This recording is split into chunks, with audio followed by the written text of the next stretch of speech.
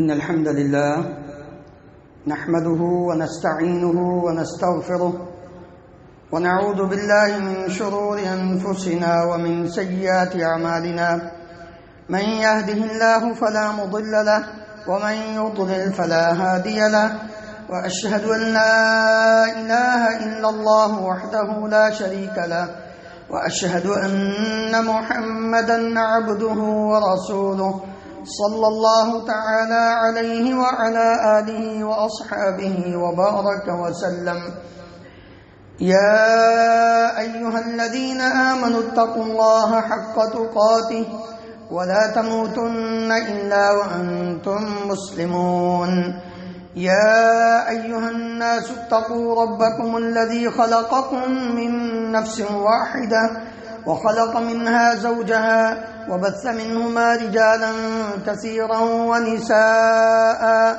واتقوا الله الذي تساءلون به والأرحام إن الله كان عليكم رقيبا يا أيها الذين آمنوا اتقوا الله وقولوا قولا سديدا يصلح لكم أعمالكم ويغفر لكم ذنوبكم ومن يطع الله ورسوله فقد فاز فوزا عظيما أما بعد فإن خير الحديث كتاب الله وخير الهدي هدي محمد صلى الله عليه وسلم وشر الأمور محدثاتها وكل محدثة بدعة وكل بدعة ضلالة رب اشرح لي صدري ويسر لي أمري واحلل عقدة من لساني يفقه قولي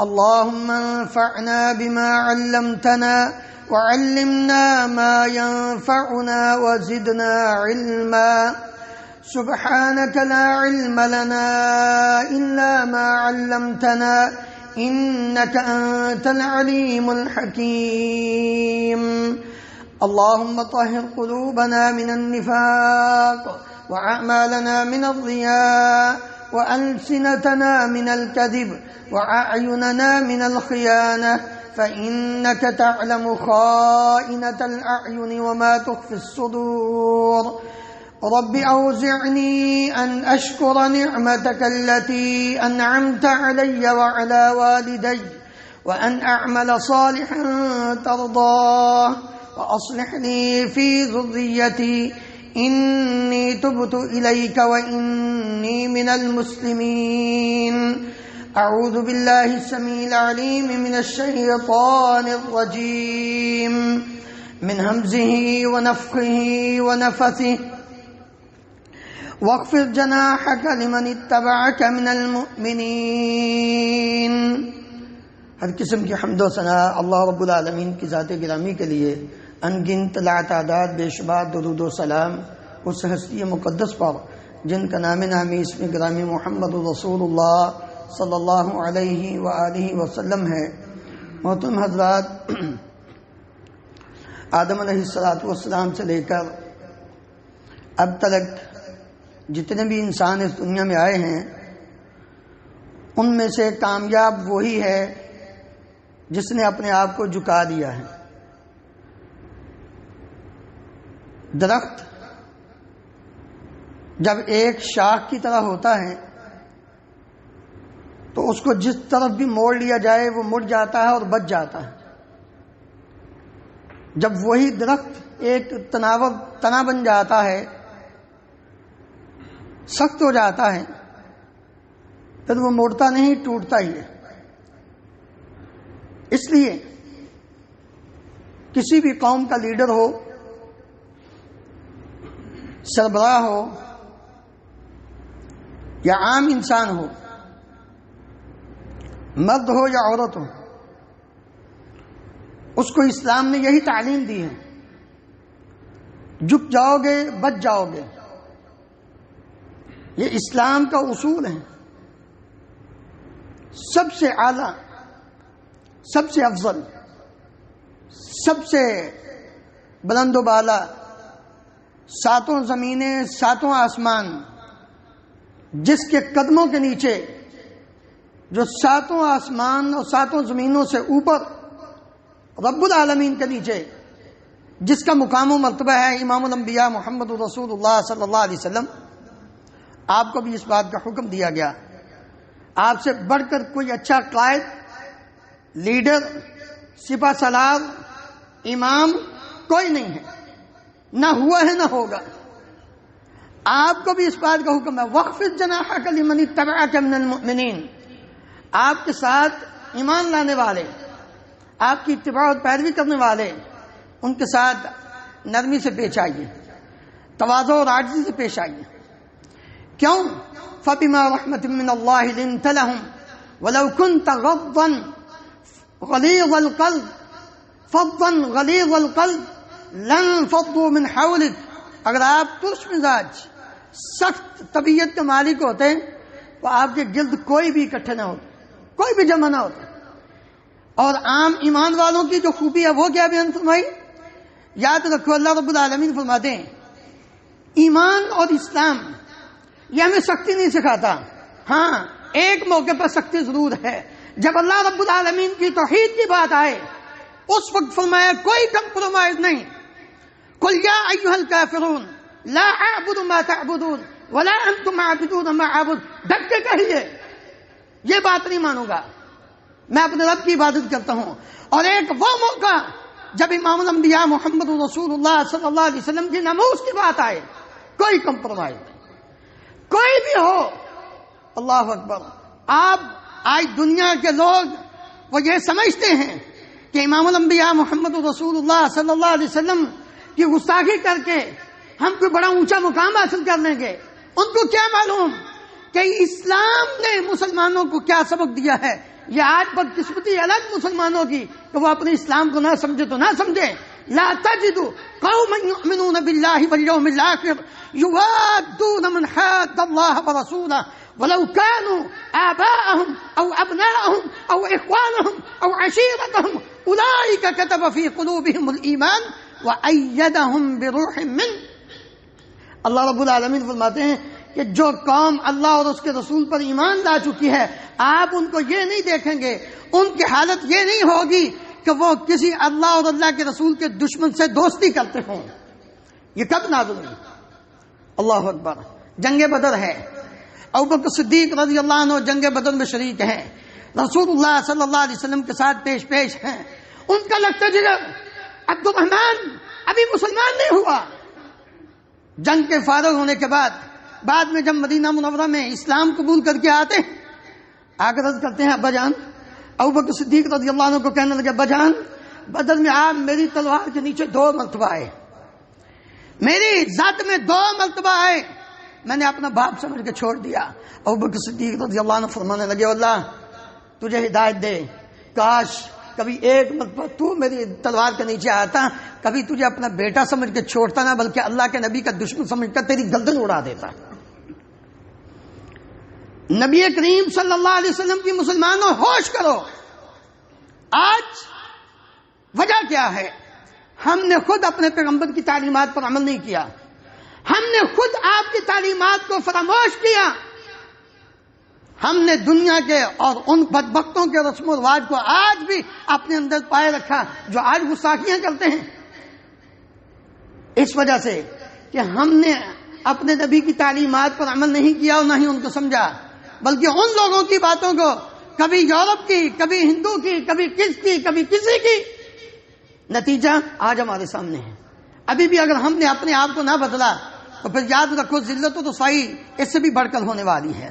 اللہ رب العالمین نے ایمان والوں کو کیا فرمایا ہے؟ یا ایھا الذین آمنوا، ان کی خوبی کیا بیان فرمائی ہے؟ یا ایھا الذین آمنوا من یرتد منکم عن دینہ فسوف یأتی اللہ بقوم یحبهم ویحبونہ اذلۃ علی المؤمنین اعزۃ علی الکافرین یجاہدون فی سبیل اللہ لا یخافون لومۃ لائم۔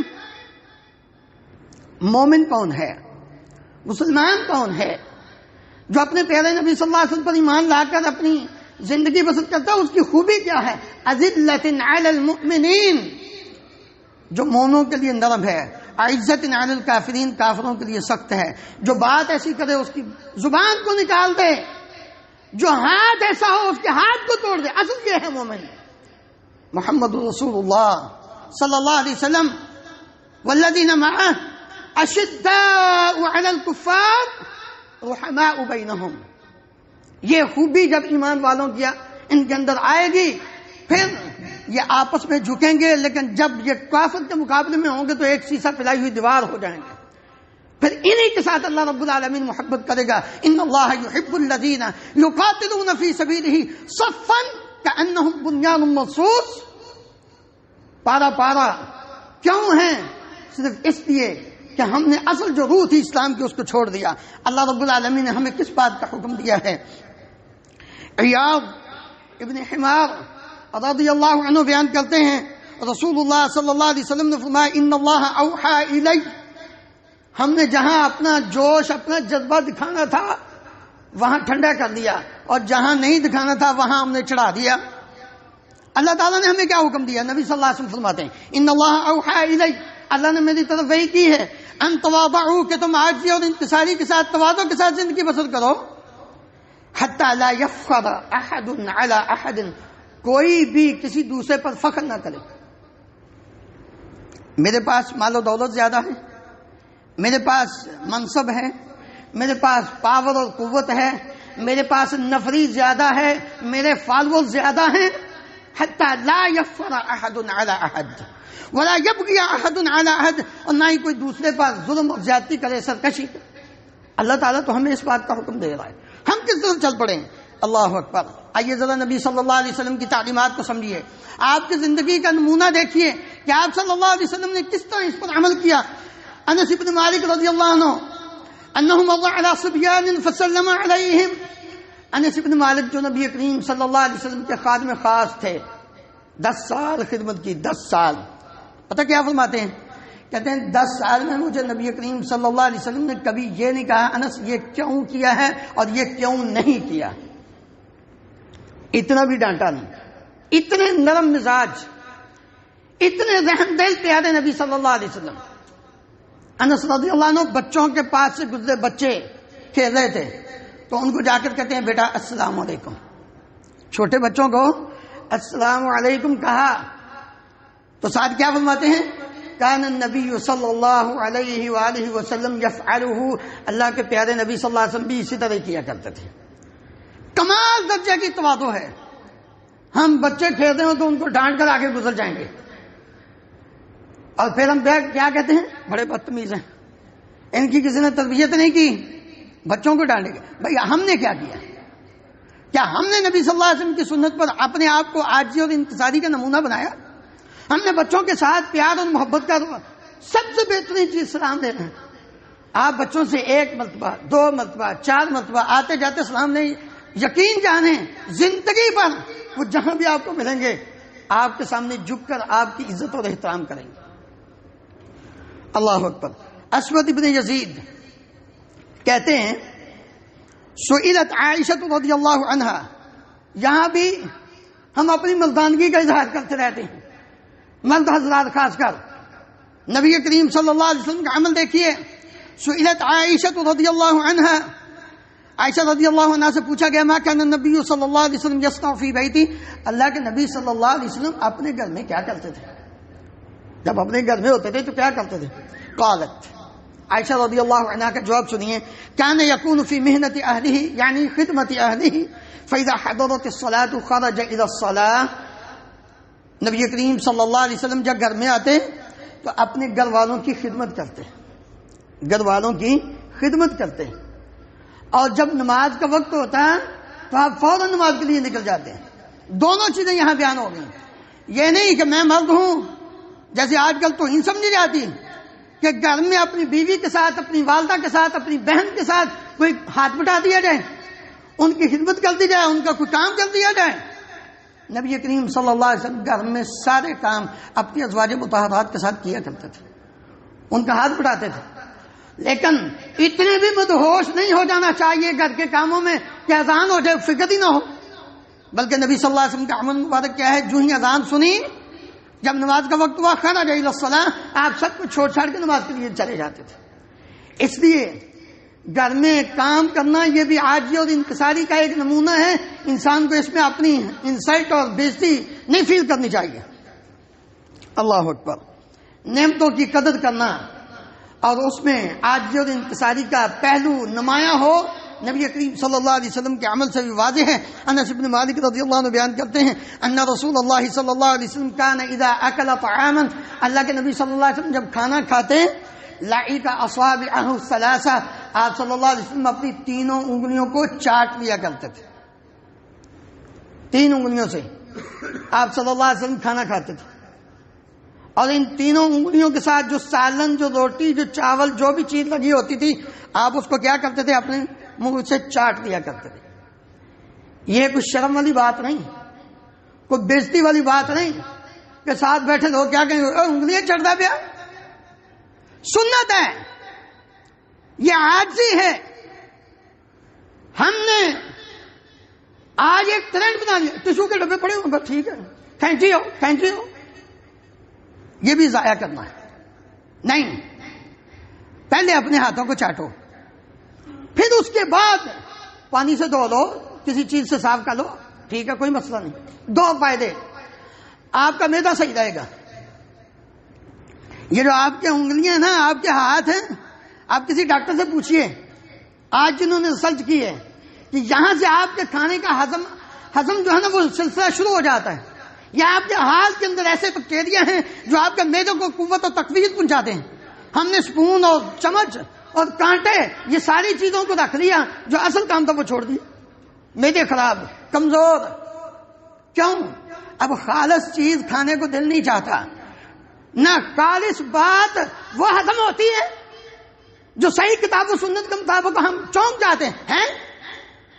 اللہ کے بندو، ہمیں تو بڑا سچا اور سچا اور خالص مذہب اور دین ملا ہے. ہمیں ابھی تو تعلیم اور تربیت ہی بالکل سچی اور سچی خالص ہے. نہ ہمیں سچی بات ہضم ہوتی ہے، نہ ہمیں سچی چیز ہضم ہوتی ہے. اور ہم نے طریقے جو وہ دوسرے سارے فارمی شروع کر دیے. اس لیے ہاتھ سے کھانا کھانا نبی صلی اللہ علیہ وسلم کی یہ سنت، انگلیوں کے ساتھ ان کو چاٹنا. اور ساتھ آپ نے کیا فرمایا؟ انس رضی اللہ عنہ کہتے ہیں آپ نے فرمایا اذا سقطت لقمۃ احدکم فلیمت عنها الاذى وليأكلها ولا يدعها للشیطان. کھانا کھاتے وقت اگر لقمہ نیچے گر جائے، جہاں بیٹھ کے کھا رہے ہو، جہاں بیٹھ کے، ظاہر بات ہے گھر میں رہتے ہوئے جگہ صاف ہی ہوتی ہے، لقمہ گر گیا ہے، ہوٹل پہ بیٹھے ہو ٹیبل صاف ہی ہوتا ہے، لقمہ گر گیا ہے، اس کو پکڑ کے اگر کچھ چیز نظر آتی ہے تو اس کو صاف کر کے کھا لو. یہ نعمت کی قدر ہے. نہیں کرو گے تو اللہ رب العالمین یہ بھی چھین لے گا. آج معیشت کی تنگی کیوں ہے؟ ہر بندہ معیشت کی تنگی کا رونا رو رہا ہے. کیوں؟ اس وجہ سے. اس لیے میرے عزیز بھائیو غور کیجیے نبی صلی اللہ علیہ وسلم نے کیا فرمایا. اس جو چیز لگی اس کو کھا لے، دودھ کر کے اس لقمے کو کھا لے اور شیطان کے لیے نہ چھوڑے. اور پھر کیا فرمایا؟ وَأَمَرَنَا، ہمیں نبی صلی اللہ علیہ وسلم نے حکم دیا أَن نَسْلُطَ الْقَصْعَ، ہم جو برتن ہے نا، برتن اس کو اچھی طرح صاف کریں، اس کے اندر کوئی چیز باقی نہ چھوڑیں. قال فإنكم لا تدرون، نبی صلی اللہ علیہ وسلم نے فرمایا فإنكم لا تدرون في أي طعامكم البركة، تم نہیں جانتے کہ تمہارے کھانے کے کس حصے میں برکت ہے. اس لیے قدر کیجئے اور اس کو اپنی انسلٹ اور بےزتی نہ سمجھیے کہ لوگ کیا کہیں گے. نبی صلی اللہ علیہ وسلم کے طریقے پر عمل کرنا یہ اسی میں عزت اور اس میں عاجزی اور انکساری بھی ہے انسان. اللہ اکبر. جب انسان اپنے اندر یہ چیز پیدا کر لیتا ہے تو یاد رکھو دنیا کی کوئی طاقت اس کو زیر نہیں کر سکتی.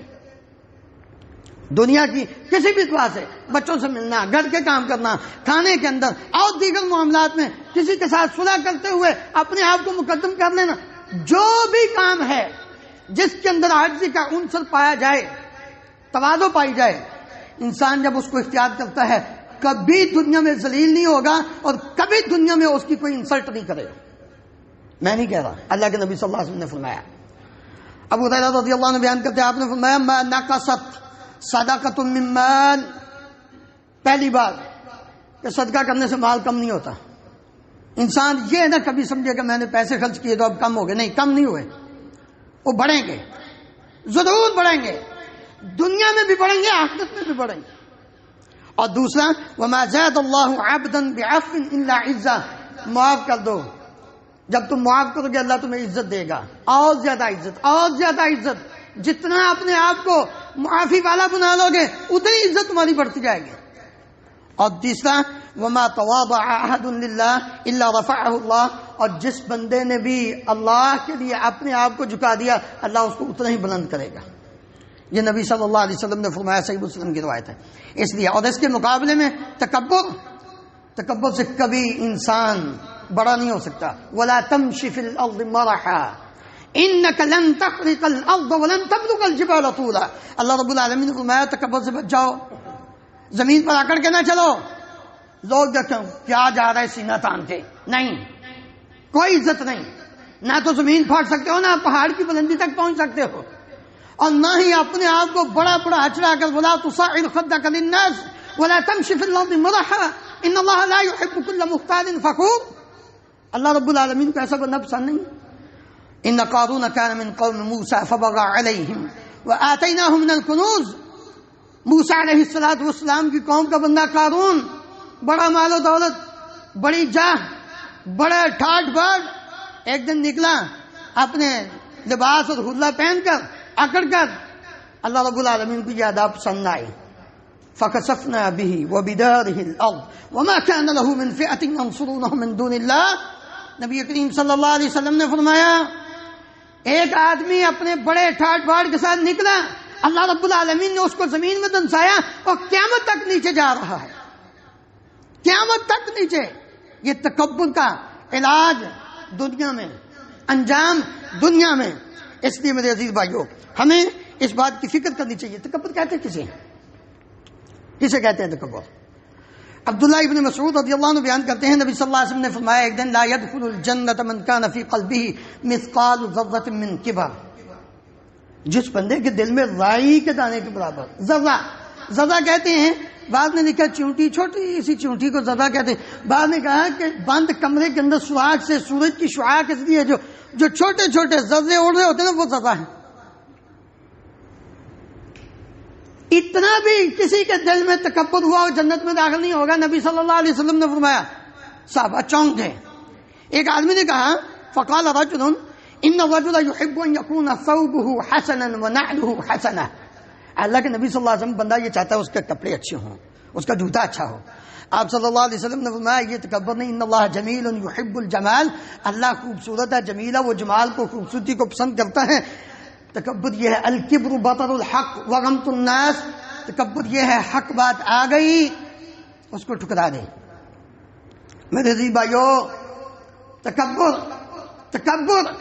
تکبر کی تعریف الکبر بطر الحق وغمط الناس، حق آ گیا، اللہ کا حکم، اللہ کے نبی صلی اللہ علیہ وسلم کا فرمان، اس کو ٹھکرا دے، اس کو چھوڑ دے۔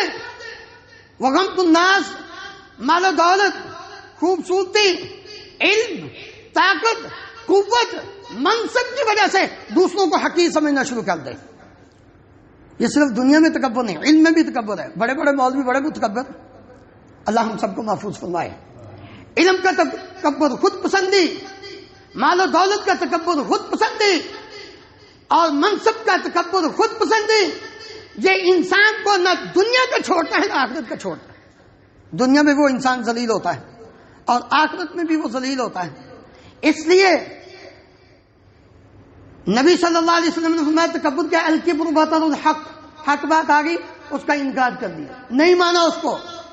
وغمط الناس، مرد بھی سوچ لیں، عورتیں بھی سوچ لیں، کیا ہم آج کس طریقے پر عمل کر رہے ہیں؟ کیا اللہ اور اس کے رسول کے احکامات کے مطابق یا اس کے خلاف چھوڑ دیتے ہیں؟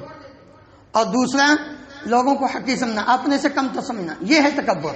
اس لیے اس سے بچیے، کبھی بھی اپنے دل کے اندر ان دونوں چیزوں میں سے کسی کو بھی لانے کی ضرورت نہیں، ورنہ نقصان ہی نقصان ہے۔ سلمہ بن اکوع رضی اللہ عنہ بیان کرتے ہیں نبی صلی اللہ علیہ وسلم کے سامنے ایک آدمی، یہ دنیا میں انجام دیکھیے، اللہ ہم سب کو محفوظ فرمائے، ان رجلا اکل عند رسول اللہ صلی اللہ علیہ وسلم بشماله، ہم اس کو فیشن بنایا ہوا ہے، اغیات کی نقالی کرتے ہوئے ایک آدمی سینڈوچ اور ایک آدمی پیپسی، ایک بائٹ بایاں سے لی اور ایک گھونٹ دایاں سے لیا، ہم سمجھتے ہیں بڑے اپ ٹو ڈیٹ ہے۔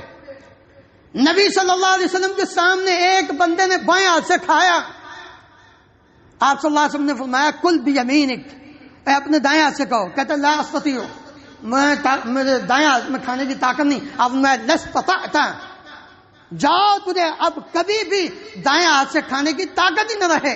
وما منعہ الا الکبر، اس آدمی کو تکبر نے روکا تھا کہ وہ دائیں ہاتھ سے کھائے۔ صحابی بیان کرتے ہیں پھر جب تک وہ زندہ رہے اس کا ہاتھ نیچے رہے، منہ تک نہیں آیا، شل ہو گیا، ختم ہو گیا اس کا ہاتھ۔ تکبر کی وجہ سے کسی اللہ اور اللہ کے رسول کے حکم کا انکار کرنا اور اس پر عمل نہ کرنا، نتیجہ دنیا میں سزا اللہ رب العالمین فوراً دے سکتے ہیں۔ اس لیے میرے عزیز بھائیوں، ہمیں تکبر سے بچنا ہے، عاجزی اور انکساری اختیار کر کے اپنے پیارے نبی صلی اللہ علیہ وسلم کی تعلیمات پر عمل کرنا ہے۔ اللہ تعالی ہم سب کو عمل کی توفیق عطا فرمائے۔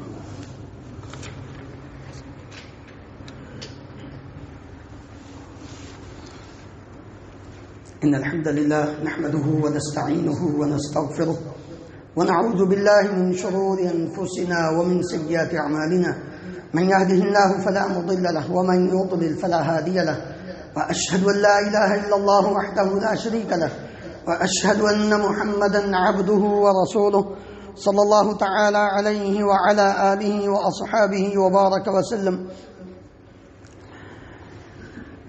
حارثہ ابن وہب رضی اللہ عنہ بیان کرتے ہیں رسول اللہ صلی اللہ علیہ وسلم سے میں نے یہ سنا، آپ فرما رہے تھے الا اخبرکم باہل النار، کیا میں تمہیں جہنم والوں کی خبر نہ دوں کہ کون ہے جہنمی؟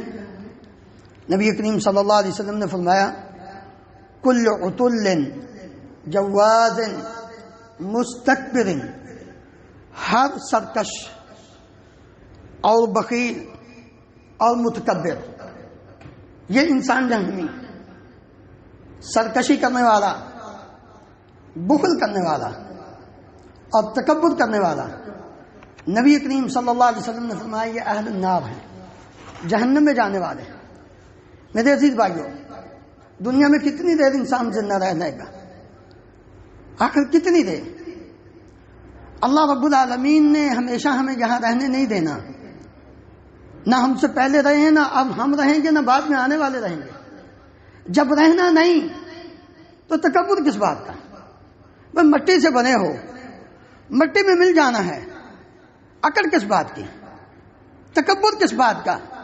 تکبر تو اس نے کیا تھا جو آگ والا ہے، اس نے یہ سمجھا تھا میں اونچا ہوں، انا خیر منہ خلقتنی من نار وخلقتہ من طین، اس نے تکبر کیا تھا۔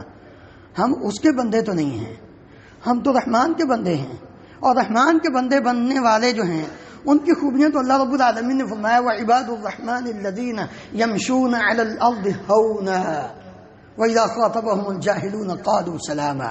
ان کی تو حالت اور کیفیت یہ ہے کہ زمین پہ چل رہے ہوں تو زمین کو بھی پتہ نہیں چلتا کہ میرے اوپر کچھ چل رہا ہے۔ جب بیوقوف نادان آدمی ان سے کوئی بات کرتے ہیں تو وہ جھگڑتے نہیں، آگے سے اکڑتے نہیں، تکبر نہیں کرتے، وہ کہتے ہیں السلام علیکم، یار میں آپ سے نہیں بات کر سکتا، نہیں لڑ سکتا، میں کمزور آدمی، سلام کہہ کے آرام سے سائڈ پہ ہو کے نکل جاتے ہیں۔ اور ہم اپنی کیا پرائے کی آگ میں بھی ٹانگ اڑاتے ہیں، ہم اپنے آپ کو سمجھتے بڑے فنے ہاں، نہیں نہیں نہیں نہیں، بچ جائیے، یہ دنیا اور آخرت کی ذلت کے سوا کچھ بھی نہیں ہے۔ جتنا ہم اپنے آپ کو جھکا لیں گے، جتنا اپنے آپ کو تکبر سے بچا لیں گے، اتنا ہی دنیا اور آخرت میں پرسکون زندگی بسر کریں گے۔ اللہ رب العالمین ہم سب کو عمل کی توفیق عطا فرمائے۔ ان اللہ و ملائکتہ یصلون علی النبی یا ایھا الذین آمنوا صلوا علیہ وسلموا تسلیما۔ اللهم صل علی محمد وعلی آل محمد كما تحب وترضى۔ اللهم اغفر لنا وللمؤمنین والمؤمنات والمسلمین والمسلمات الاحیاء منهم والاموات۔ اللهم اغفر لها وارحمها وعافها واعف عنها واكرم نزلها ووسع مدخلها وأعذها من فتنة القبر ومن عذاب النار۔ اللهم ادخلها الجنة الفردوس بغير حساب۔ اللهم اشف مرضانا ومرضى المسلمين، اذهب الباس رب الناس واشف انت الشافي، لا شفاء الا شفاؤك شفاء لا يغادر السقم. اللهم انصر الإسلام والمسلمين، اللهم أعز الإسلام والمسلمين وأذل الشرك والمشركين، اللهم أهلك النفاق والمنافقين، اللهم أرنا الحق حقا وارزقنا اتباعه وأرنا الباطل باطلا وارزقنا اجتنابه. اللهم آمنا في أوطاننا واجعل هذا البلد آمنا مطمئنا رخاء سخاء وسائر بلاد المسلمين. سبحان ربك رب العزة عما يصفون وسلام على المرسلين والحمد لله رب العالمين. واقم الصلاة.